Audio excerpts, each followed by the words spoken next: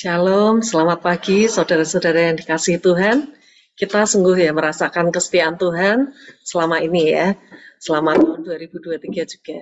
Kita merasakan saat ini, kita yakin akan kesetiaan dan kebaikan Tuhan di masa mendatang, termasuk saat kita mengarungi tahun 2024 ini. Ya, untuk memulai persekutuan doa pagi, mari kita pujikan Mulia Setiamu dari PPR 1 nomor 119.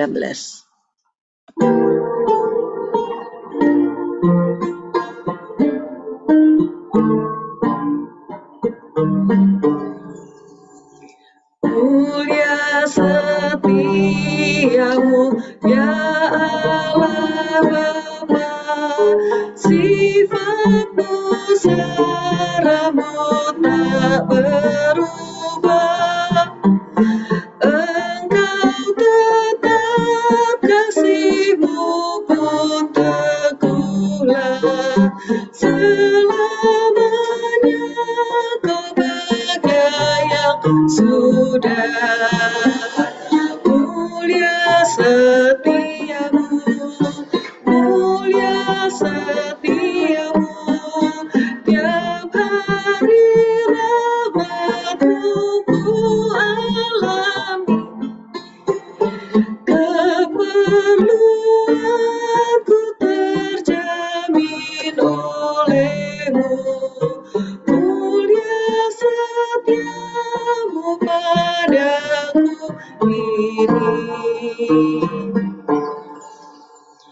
Tiap musim hujan atau kemarau, surya, bulan, bintang di angkasa, bersama Allah memberi kesaksian atas setia rahmat kasih Bapa.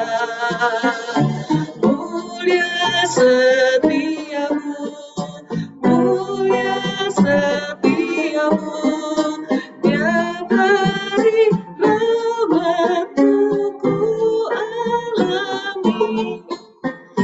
Keperluanku terjamin oleh-Mu, mulia setiamu padaku ini. Keampunan dosa dan damai kekal, girang dan terang karena Engkau serta. Kekuatan kini dan harapan kelak bagiku dan masih banyak pula. Mulia setiamu, mulia setiamu, tiap hari rahmat-Mu ku alami. Keperluanku terjamin oleh-Mu, mulia setiamu padaku ini. Ya, sebelum kita memulai, kita akan berdoa terlebih dahulu. Tuhan Yesus, kami sungguh mengucap syukur ya Tuhan, atas kasih setia-Mu ya Tuhan, atas kekuatan yang selalu Engkau berikan ya Tuhan, penghiburan yang Engkau berikan juga kepada kami di masa-masa lalu. Di saat ini juga kami yakin dan percaya ya Tuhan, bahwa Engkau akan selalu penuh kasih setia-Mu menaungi kami ya Tuhan. Tuhan, kami sungguh mengucap syukur karena pada pagi hari ini kami boleh berkumpul bersama ya Tuhan, bersekutu bersama untuk memuji Engkau, untuk mendengarkan firman-Mu dan berdoa syafaat bersama ya Tuhan. Kiranya Engkau sendiri yang memberkati ya Tuhan persekutuan doa pagi ini, dan Engkau berkati internet yang gadget yang kami pergunakan pada pagi hari ini. Engkau berkati ya Tuhan, Bapak Theo yang akan membawakan firman Tuhan pada pagi hari ini ya Tuhan.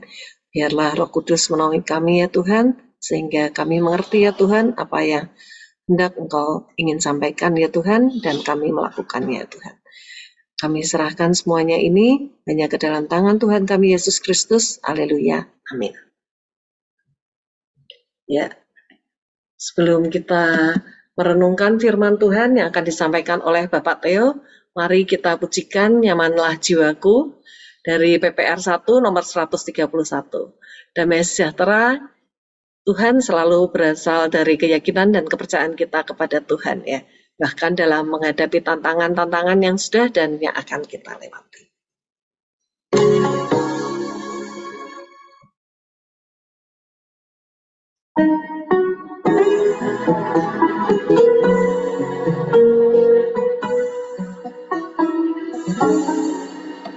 Jikalau kebimbanganku terteduh, hati jadi damai penuh, meskipun sengsara ku tidak takut, nyamanlah jiwaku.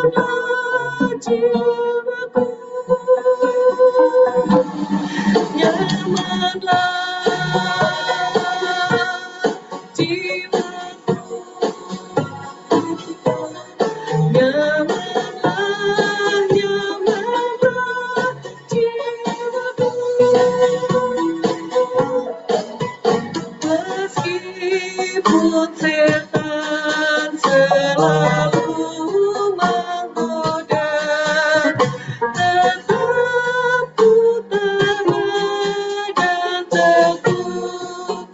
Segera Tuhan mengulurkan tangannya, sertanya ku tak mungkin jatuh. Nyamanlah jiwaku, nyamanlah jiwaku. Hatiku yang najis dibersihkannya, menjadi tempat Tuhanku. Ku putih bersih darahnya, puji jiwaku, puji nyamanlah jiwaku, nyamanlah jiwaku. Hari pengadilan segera datang, jikalau kekal masanya, Kau datang dengan cahaya gemilang, betapa nyaman rasa jiwa. Nyamanlah jiwaku, nyamanlah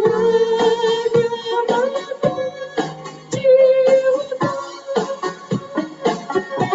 nyamanlah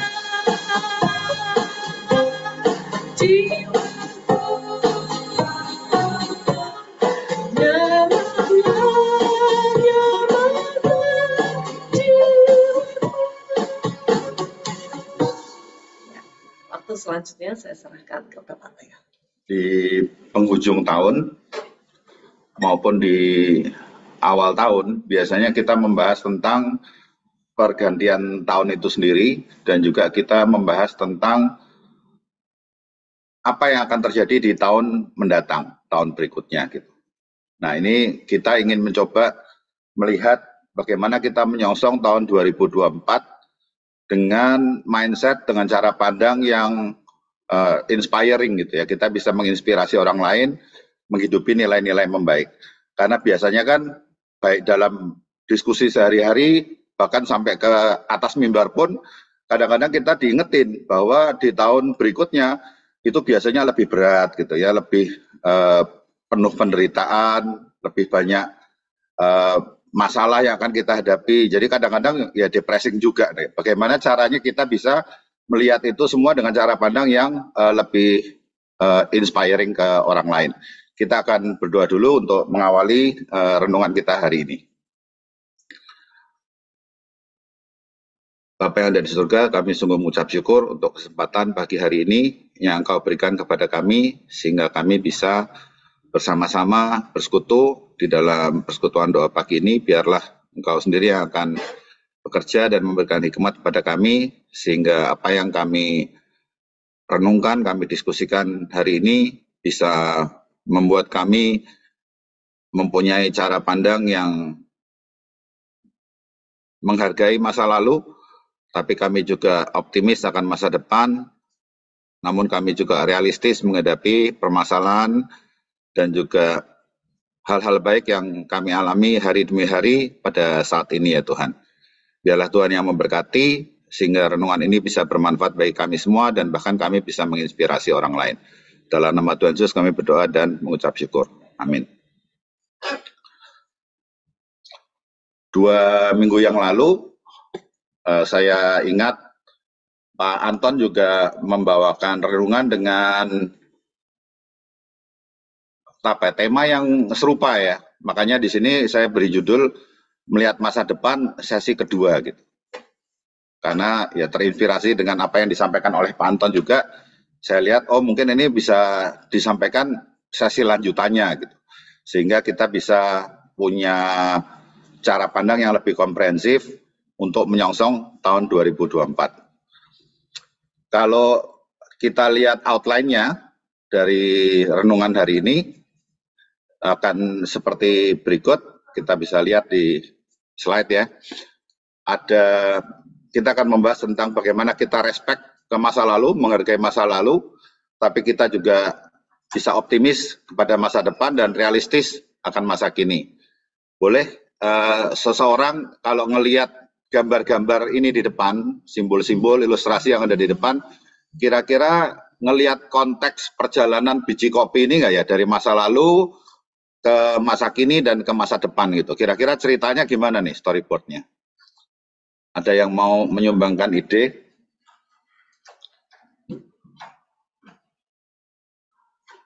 Kenapa kok masa lalu gambarnya biji kopi gitu? Ada?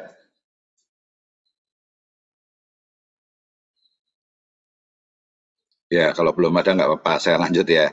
Jadi kalau kita ngelihat perjalanan hidup dari biji kopi ini, sampai dia menjadi secangkir kopi yang kita nikmati gitu.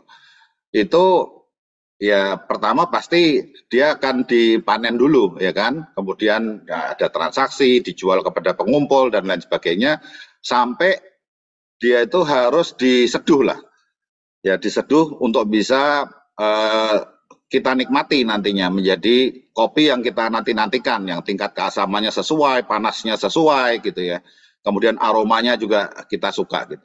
Jadi kopi ini juga ada masa lalu, ada masa kininya, dan ada masa depannya, sama dengan kehidupan kita sendiri. Slide berikutnya.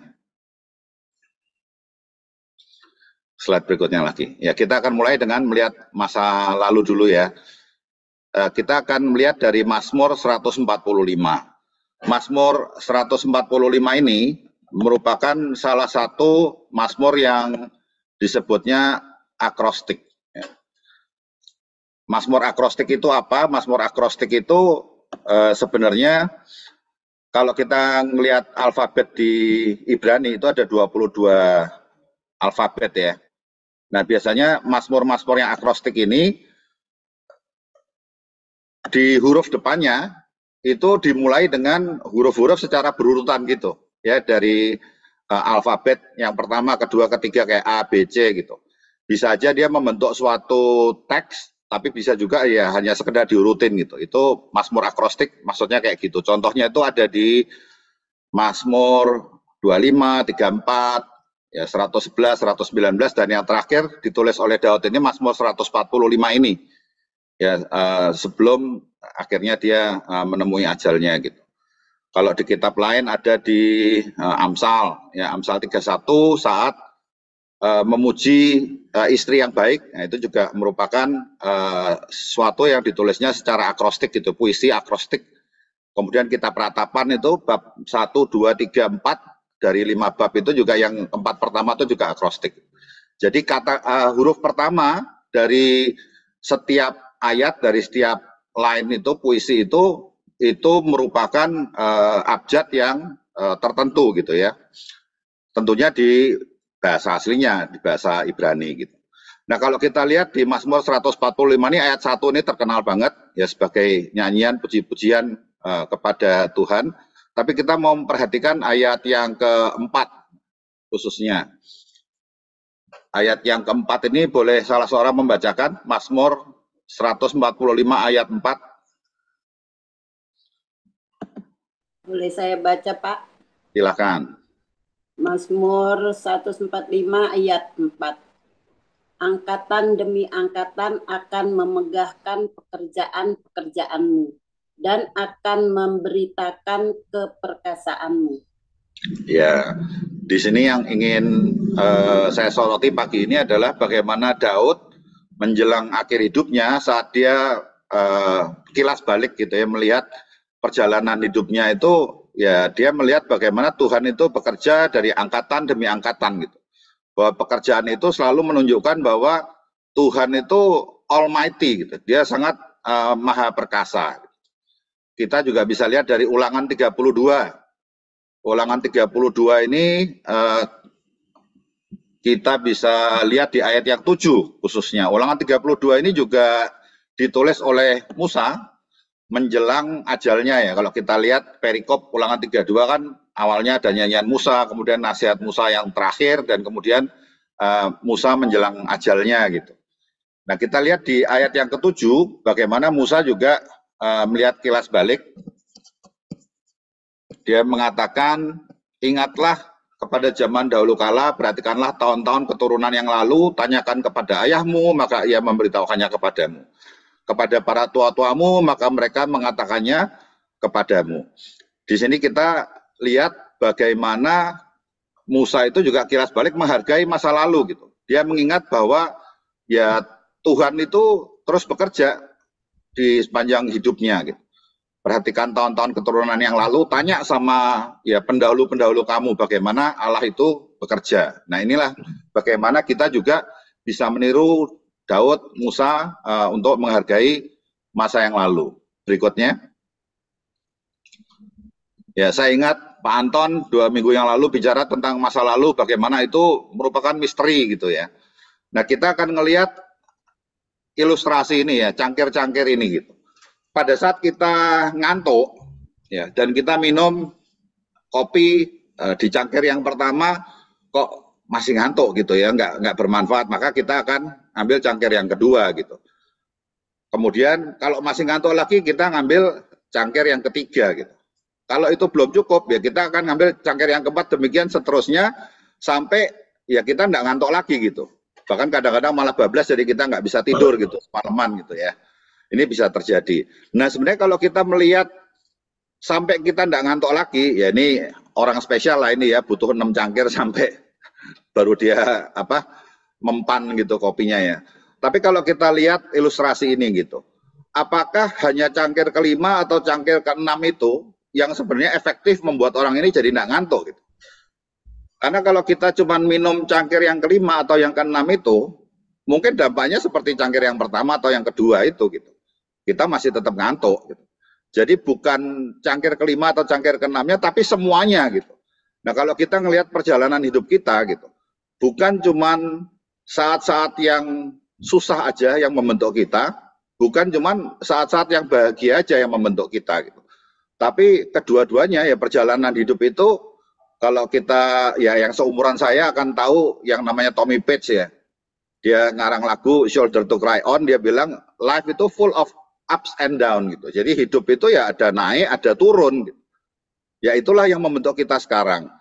Kita sebagai pemimpin suatu institusi, suatu badan, suatu organisasi, atau bahkan pemimpin negara, tidak akan inspiring, tidak akan menginspirasi audiens atau orang-orang yang ingin kita yakinkan gitu. Kalau kita ngomong masa lalu itu yang kita lakukan hanya menyalah-nyalahkan masa lalu gitu. Kita kepengen orang lain ngelihat kita yang sekarang memimpin di saat ini itu bagus gitu. Tapi caranya ya dengan membuat pendahulu kita semuanya kelihatan jelek gitu. Nah itu pasti nggak inspiring gitu. Bayangin tahun depan di tahun politik pada saat ya kita ada inaugurasi dari presiden yang baru gitu. Yang dia lakukan menyalah-nyalahkan masa lalu itu tidak akan inspiring. Jadi hargailah masa lalu karena masa kini itu adalah bagian dari masa lalu. Mari kita lanjut, kita ngelihat ke masa depan dulu ya. Ini juga saya niru flow-nya Pak Anton supaya nyantolnya masih sama, karena Pak Anton bicaranya dari masa lalu ke masa depan. Di sini juga ada 3 ayat yang kita mau perhatikan. Pertama dari Ibrani 6 ayat 19 ya, bisa salah satu baca, ada di layar juga. Agak buram ya di layar ya, tapi bisa dilihat dari Ibrani 6 ayat 19.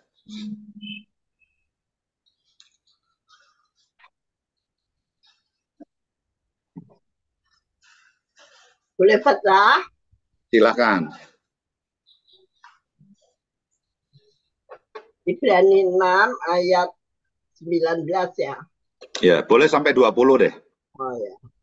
Pengharapan itu adalah tauh yang kuat dan aman bagi jiwa kita yang telah dilabuhkan sampai ke belakang pasir, di mana Yesus telah masuk sebagai perintis bagi kita. Ketika ia menurut peraturan Melkisedek menjadi imam besar sampai selama-lamanya. Ya, Ibrani 6 ayat 19 ini mengingatkan kita kalau kita melihat masa depan, ya kita tuh punya pengharapan yang kayak ada jaminannya gitu ya, karena pengharapan kita adalah pada Yesus itu sendiri. Sauh itu kan kayak jangkar ya, jangkar itu kuat yang membuat kita itu tidak terombang-ambing begitu. Nah kalau kita pengharapannya pada Yesus, di sini tabir kan melambangkan ya bagaimana ruang Maha Kudus itu memisahkan antara ruang Maha Kudus dengan orang-orang Israel gitu ya. Yesus ini sendiri di sini digambarkan bagaimana Allah dengan manusia yang ya terpisah. Allah itu Maha Kudus sedangkan manusia itu penuh dosa, tetapi dengan adanya Yesus itu bisa menembus tabir itu sendiri gitu. Jadi kita bisa terhubung pada Allah melalui Yesus dan itu adalah pengharapan kita. Seharusnya mindset kita melihat masa depan ya seperti ini. Kemudian kita bisa lihat ayat yang kedua.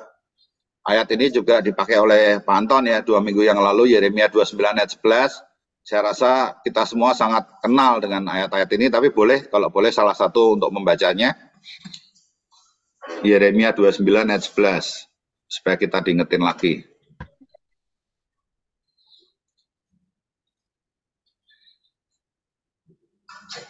Ada yang bersedia membacakan? Ya, Tiknya baca ya, Teh. Silakan. Yeremia 29 ayat 11. Sebab aku ini mengetahui rancangan-rancangan apa yang ada padaku mengenai kamu. Ialah firman Tuhan, yaitu rancangan damai sejahtera dan bukan rancangan kecelakaan, untuk memberikan kepadamu hari depan yang penuh harapan. Ya, tahun demi tahun, setiap pergantian tahun tuh kita selalu khawatir, ya diingetin lagi juga untuk khawatir gitu akan tahun berikutnya yang akan lebih susah, perekonomian juga lebih berat, ada perang di mana-mana, belum kalau ada sakit penyakit gitu ya. Padahal kalau kita baca ayat ini, ya dan setelah kita terbukti melalui gitu ya, tahun-tahun itu ya Tuhan itu beserta kita gitu. Ya Tuhan itu punya rancangan kepada kita masing-masing, itu rancangan damai sejahtera, ya, yang akan membawa kita kepada hari depan yang penuh pengharapan. Ayat yang ketiga, kita bisa belajar juga dari Yesaya 43 ayat 1b sampai 3a. Ini ada lagunya bahkan ya. Lagunya ini saya seneng waktu kuliah karena iramanya kayak irama dangdut gitu ya. Mengingatkan kita supaya jangan takut sebab aku telah menebus engkau. Aku memanggil engkau dengan namamu. Engkau ini kepunyaanku. Jadi itu memberikan jaminan yang luar biasa ya dari kitab Yesaya ini. Apabila engkau menyeberang melalui air, aku akan menyertai engkau.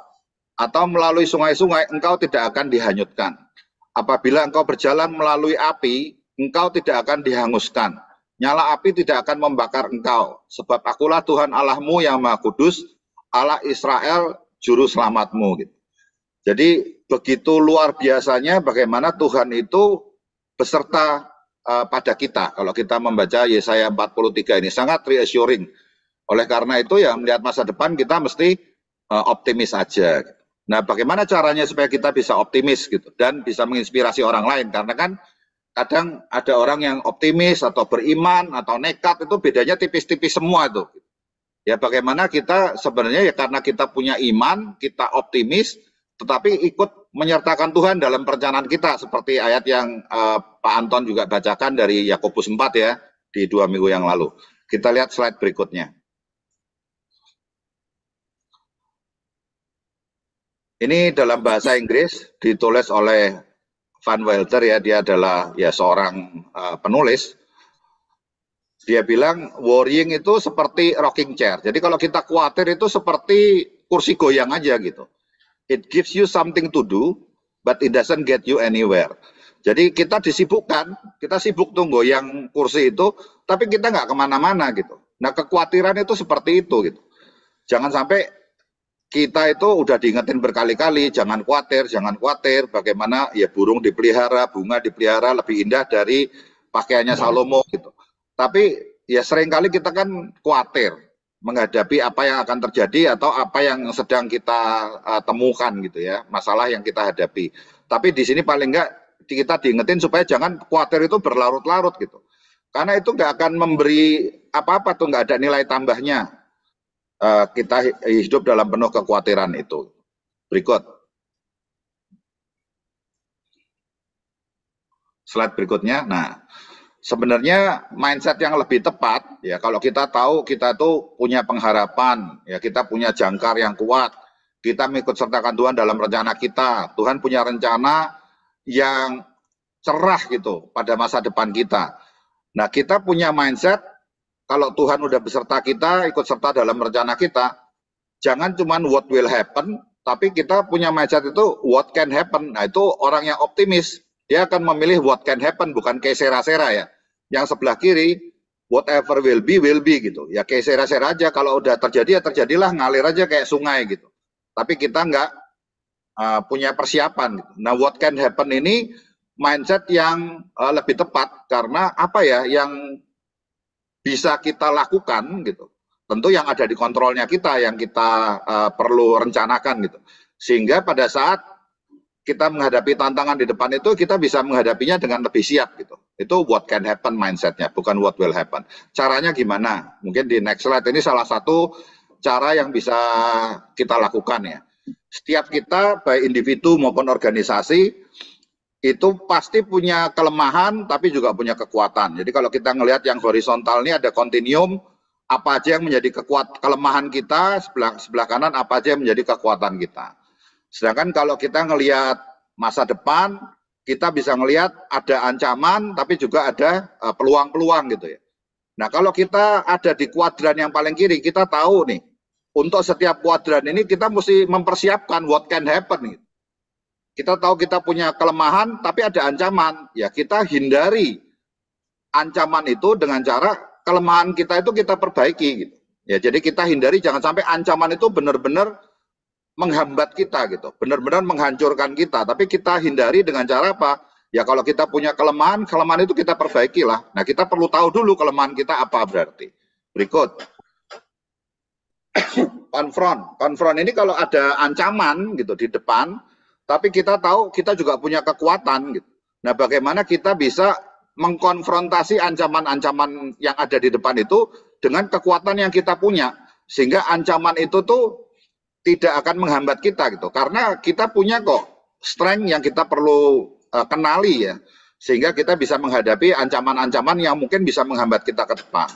Sekali lagi, ikut sertakanlah Tuhan dalam rencana-rencana kita gitu.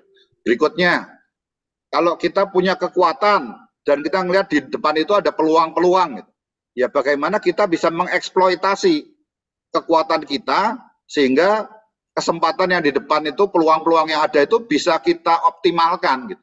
Nah, ini di setiap kuadran itu perlu ada skenario, perlu ada suatu rencana yang membuat kita optimis menghadapi masa depan. Karena ada yang kita bisa avoid, ada yang kita bisa confront, ada yang kita bisa exploit gitu temanya. Nah, kalau di kiri atas kita lihat ada peluang, tapi kita punya kelemahan. Ya, kita kembangkanlah kelemahan-kelemahan kita itu, kita develop sehingga kelemahan kita itu nggak terlalu penyok-penyok banget gitu ya. Penyoknya itu dikit lah gitu, atau bahkan jadi mulus sama sekali gitu. Nah, kalau kita bisa memperhatikan kelemahan kita mengenali apa yang masih lemah, apa yang masih penyok, itu kita bisa perbaiki sehingga kita bisa memperoleh atau memaksimalkan peluang yang ada di depan kita. Nah, dengan cara ini kita bisa lebih optimis menghadapi masa depan. What can happen, bukan cuman what will happen aja gitu. Berikut, saya senang tim di Kompak ya. Oh, mereka sangat semangat tuh. Ayo kita bikin rencana sehingga masa depannya Kompak ini lebih berdampak kepada komunitas pengharapan. Itu luar biasa sekali semangat yang ada di Kompak 2.0 ya. Ini kan sudah masuk ke tahun berikutnya di mana ada pengurus Kompak yang baru, begitu mereka luar biasa semangatnya menghadapi masa depan. Nah, yang ketiga, kita ngeliat time frame yang masa kini ya, present. Nah, seperti Pak Anton, masa lalu, masa depan, jangan lupa dengan masa kini. Kita harus realistis. Kalau kita ketemu dengan teman sehari-hari gitu, sering banyak orang tuh yang kalau ketemu sama kita cerita tuh penderitaan terus, kayak hidupnya itu udah jadi orang yang paling menderita gitu di dunia. Tapi kalau kita lihat postingannya di sosial media, di Instagram, di Facebook, itu kesannya kayak orang yang paling berbahagia di dunia gitu. Ya, semuanya bagus-bagus gitu yang diposting. Nah, itu nggak realistis gitu. Sebenarnya yang nyata dalam kehidupan dia yang mana sih gitu. Dia minta diperhatiin entah dari kebaikannya dia atau dari penderitaannya dia gitu. Karena tadi kan life itu ups and down ya, ada baik, ada buruk. Ya, kita realistis saja. Kita tahu pada saat yang paling buruk pun ada sukacita yang Tuhan berikan kepada kita. Di saat yang paling berbahagia pun bisa ada hal-hal yang mengkhawatirkan kita, membuat kita cemas gitu, yang perlu kita perhatikan. Jadi kita mesti punya mindset yang bisa menginspirasi orang lain. Kita nggak panik, kita nggak khawatir, tapi kita bisa menghadapinya itu ya dengan realistis gitu. Ya, berikut. Ada 2 ayat yang akan kita ya jadikan sebagai pembekal gitu ya untuk kita lebih realistis akan masa kini gitu. Tolong salah satu untuk membaca ini.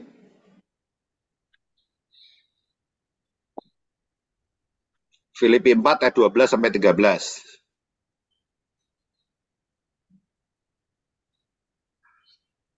Saya baca, Pak. Silakan, Filipi terima 4 kasih. ayat 12 dan 13. Aku tahu apa itu kekurangan dan aku tahu apa itu kelimpahan. Dalam segala hal dan dalam segala perkara tidak ada sesuatu yang merupakan rahasia bagiku, baik dalam hal kenyang maupun dalam hal kelaparan, baik dalam hal kelimpahan maupun dalam hal kekurangan. Segala perkara dapat kutanggung di dalam Dia yang memberi kekuatan kepadaku. Ya, jadi Paulus di dalam penjara pun dia bisa tetap bersukacita. Ya, kita bisa menemukan banyak kata sukacita di Filipi ini. Karena dia tahu dia bisa menanggung semuanya kok. Karena dia punya ya Yesus gitu. Ya, dia punya pegangan gitu. Di Amsal 3 ayat 5 sampai 6. Tolong salah satu membacakan. Saya baca ya, Pak. Silakan.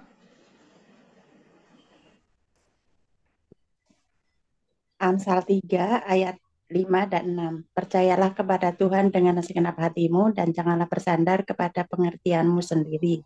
Akuilah Dia dalam segala lakumu, maka Ia akan meluruskan jalanmu.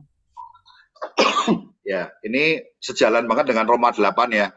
bahwa Tuhan itu turut bekerja dalam segala sesuatu dan kita tahu itu. Percayalah gitu bahwa Tuhan itu ada dalam segala laku kita. Maka ya permasalahan kita itu akan ada jalan keluarnya gitu. Ya, kita tidak akan dicobai lebih dari kekuatan kita. Kita juga ingat dengan komitmen kemuridan kita kan. Kalau kita mau mengenal Yesus, ya kita harus mengikutinya setiap hari gitu.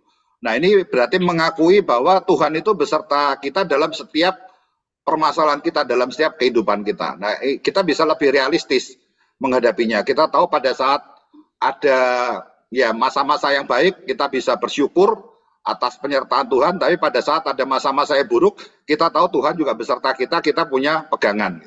Berikut.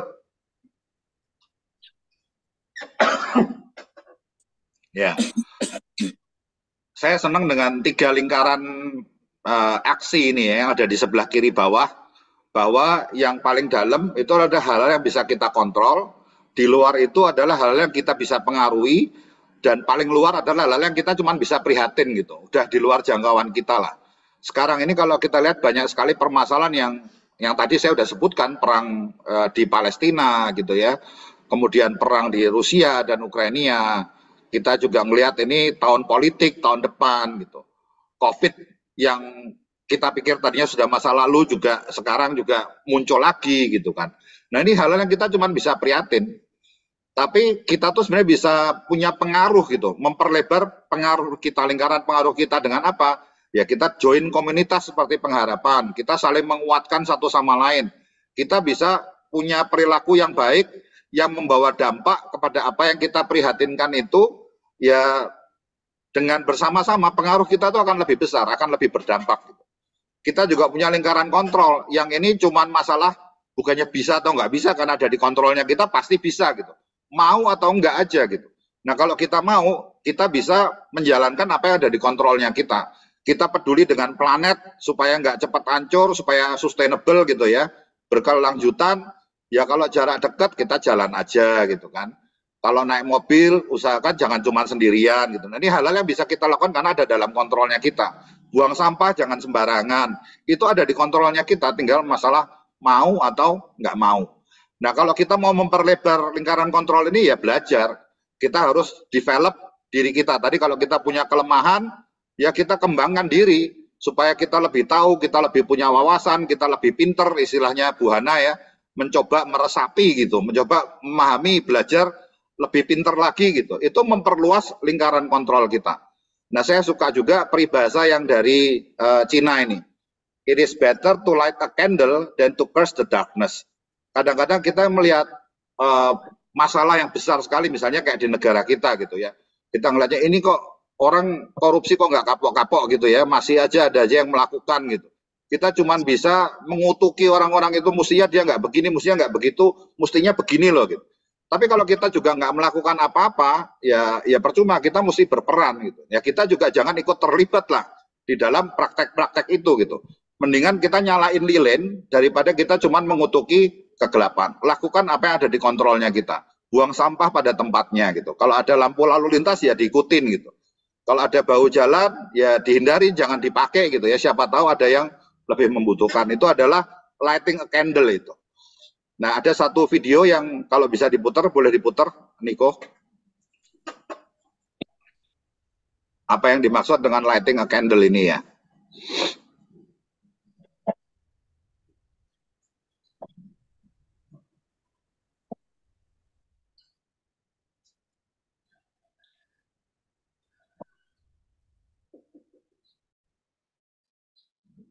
Ya, kayaknya agak macet. Oh, bisa.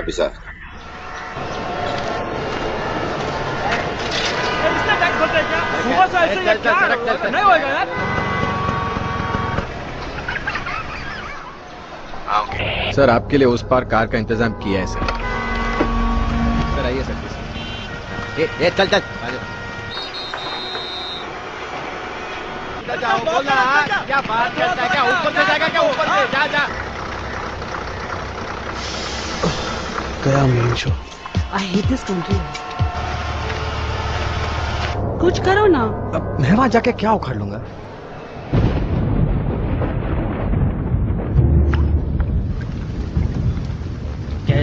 जाने बूंदे आई, जाने कैसा दर्द लाई, सामने क्या है ये तेरे, क्यों रुका है तू बता रे हो।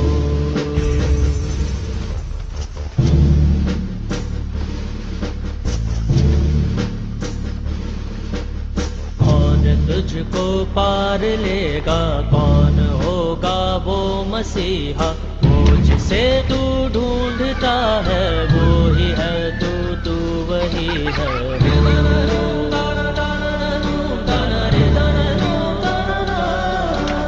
तुझ में तेरा रास्ता है, तुझ में तेरा है सहारा, तू ही तुझको पार लेगा, तू ही है तेरा किनारा।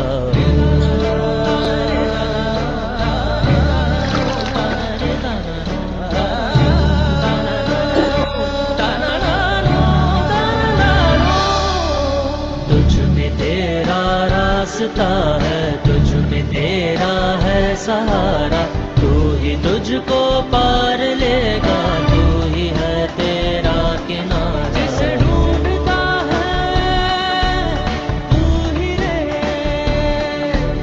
तू ही रे, तू ही रे तेरा मसीहा हो। Ya, terima kasih Pak Niko ya, sekarang Pak Niko ini untuk memutarkan video itu. Jadi kalau kita belajar dari situ, anak kecil itu dia light a candle. Dia mulai aja melakukan sesuatu yang kecil yang ada di kontrolnya dia gitu. Ya, menginspirasi orang lain. Saya pengen orang lain itu bisa ngelihat apa yang saya lakukan ini baik dan bisa ditiru gitu. Itu ada di kontrol kita itu. Dan ternyata itu bisa menginspirasi orang, mempengaruhi orang, dan mungkin kalau dia sendiri nggak akan bergerak itu batang pohon. Tapi karena dia lakukan bersama-sama, dia membawa pengaruh, lingkaran pengaruhnya membesar, dia bisa ya mencari memberi solusi lah gitu. Bukan cuma mencari solusi, solusinya ketemu, bahkan bisa dihindari, diselesaikan. Berikutnya. Ya, kita juga diingatkan yang namanya realistis itu kita melakukan apa yang kita lakukan, kita punya pengaruh kepada apa yang ada di sekeliling kita gitu. Tapi kita juga perlu latihan. Kita nggak akan mendadak punya plan gitu. Kita punya rencana, tadi ada yang kita avoid, ada yang kita confront, ada yang kita exploit, ada yang kita develop gitu ya. Terus mendadak plan itu kejadian gitu. Enggak, kita perlu ada hal-hal kecil yang kita latih lah, kita ulang untuk ya memastikan apa yang kita rencanakan itu bisa jalan. Jadi kita ingin berkarya lebih besar, kita ingin melayani lebih lagi gitu untuk komunitas pengharapan misalnya. Ya mulailah dengan yang kecil-kecil, kalau kita diberi kepercayaan ya jalankan apa yang dipercayakan kepada kita itu dengan baik. Itu adalah latihan-latihan kecil sehingga nantinya kita menjadi lebih baik lagi gitu. Di sini dikatakan the more sweat you have in practice gitu. The more you sweat in practice, the less you bleed in battle. Artinya pada saat latihan, pada saat hal-hal yang kecil-kecil itu kita hadapi, kalau kita makin banyak keringetnya, kita makin banyak latihannya, makin banyak penderitaan yang kita lihat di situ, itu ada pembelajaran gitu. Sehingga pada waktu kita menghadapi peperangan yang sesungguhnya, kita tuh mungkin nggak akan berdarah, atau kalau berdarah pun lecet-lecet aja gitu. Jadi marilah kita latihan gitu, kita memperbaiki, kita develop diri kita lebih baik, ya, improvement kecil-kecil gitu, sehingga kita lebih siap menghadapi permasalahan yang besar. Ada satu kata yang dititipkan ke saya pada saat saya umur 28 nih oleh seorang mentor. Satu kata itu adalah antisipasi. Ya, antisipasi. Kita realistis, kita tahu kita lagi bersyukur, kita tahu kita lagi menghadapi penderitaan, kita mesti mengantisipasi apa yang akan terjadi.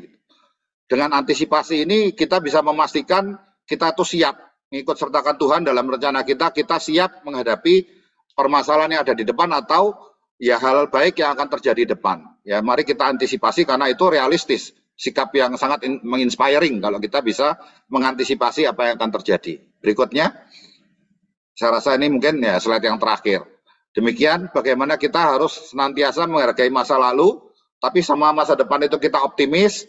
Untuk masa yang sekarang ya kita tetap harus realistis, kita antisipasi apa yang akan terjadi sehingga kita bisa lebih berdampak dan kita bisa benar-benar merasakan ya karya Tuhan, pekerjaan Tuhan di dalam kehidupan kita gitu. Kita lebih memahami apa yang menjadi maksudnya Tuhan dalam kehidupan kita.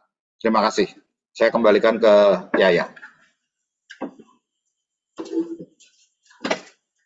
Ya, terima kasih Pak Theo. Ya, biarlah kita menyongsong tahun 2024 ini secara inspiratif ya. Salah satu nilai-nilai membaik dalam di gereja kita di GKMI Pengharapan. Sebelum kita berdoa syafaat bersama, kita akan menyanyikan pujian Lingkupiku. Nanti setelah pujian ini kita akan berdoa masing-masing dan akan ditutup oleh pendeta EDSS.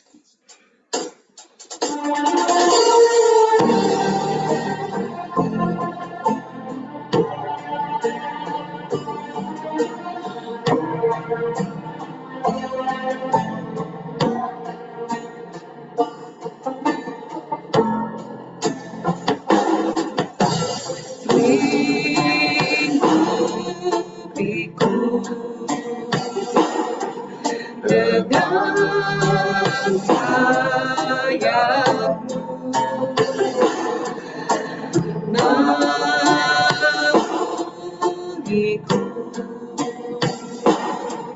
dalam kuasamu di saat badai bergelora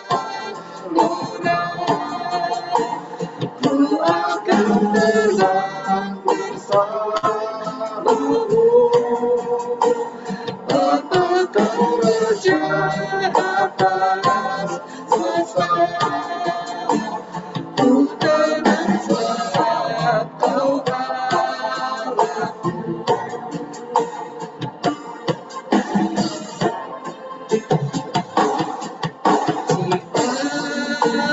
Jiwaku tenang dalam Kristus. Lihat kuasamu dalam keheningan di saat badai bergelora ku akan terbang bersamamu. Bapa kau raja atas semesta, ku tenang sebab kau Allahku. Di saat badai bergelora ku akan terbang bersamamu. Bapa kau raja atas semesta, ku tenang sebab kau Allahku. Ku tenang sebab kau Allahku. Ku tenang sebab kau Allahku. Ya, mari kita berdoa syafaat bersama. Kami menyerahkan untuk seluruh jemaat yang pengharapan, kiranya apapun yang kami pikirkan, katakan, dan lakukan sepanjang hari ini dan juga hari-hari berikutnya, semuanya memuliakan nama Tuhan. Biarlah ajarkan kami mengutamakan Tuhan di dalam hidup kami, Tuhan. Terima kasih ya Tuhan. Berkat Tuhan senantiasa menyertai jemaat GKM Pengharapan dimanapun kami berada. Di dalam nama Tuhan Yesus Kristus, Allah kami yang hidup, kami berdoa. Amin. Pujikan Bapa, terima kasih. Bapa, terima kasih. Bapa, terima kasih. Bapa di dalam surga, terima kasih. Amin.